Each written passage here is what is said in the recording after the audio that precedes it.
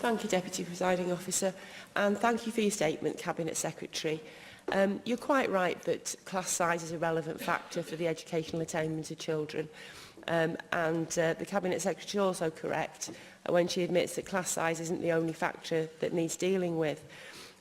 What I wonder is why this initiative only attempts to deal with the issue of class sizes to improve education for infants.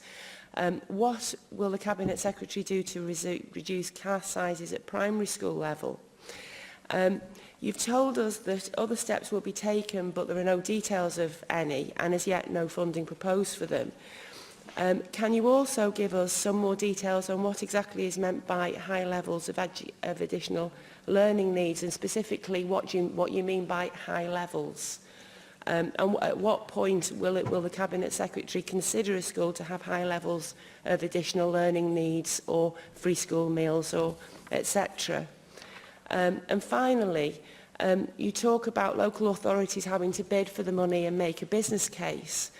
I think a parent of any child at a failing school that doesn't get any of the new funds won't be satisfied with the explanation that the child's school and therefore their needs by inference failed to reach the Cabinet member's business case threshold.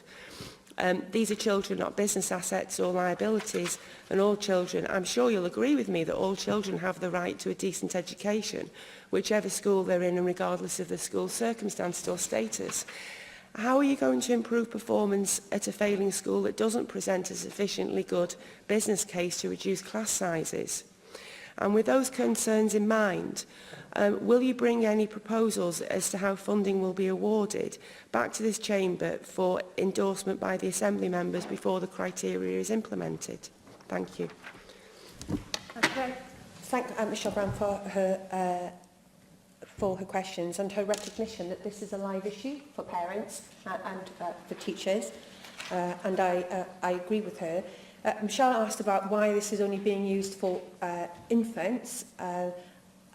As I've explained, I would love to cap class sizes right the way across the education sector, but I have to do it in a way that is cognizant of the budgets that are available to me, cognizant of the fact that there are other programmes that we need to fund to improve education in Wales, and to follow the evidence. This is where the evidence says this money will make the biggest difference.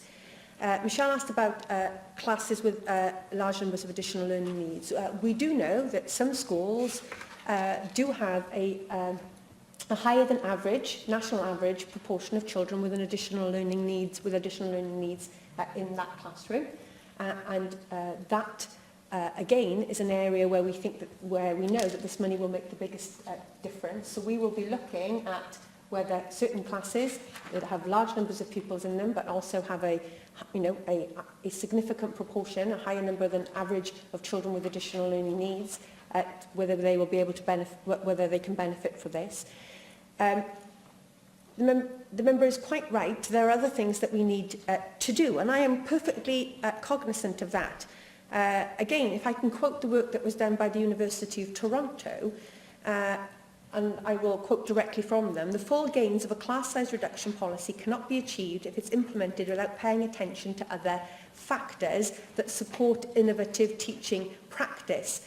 And some of the most important factors include the way in which teachers and students work together, the curriculum in use, and the teacher's opportunity to learn new teaching strategies. And of course, that's exactly what we're doing. When you say you wanted other details, you are aware, and I know because you've met with Professor Donaldson yourself, I understand, you're aware of our curriculum reform changes.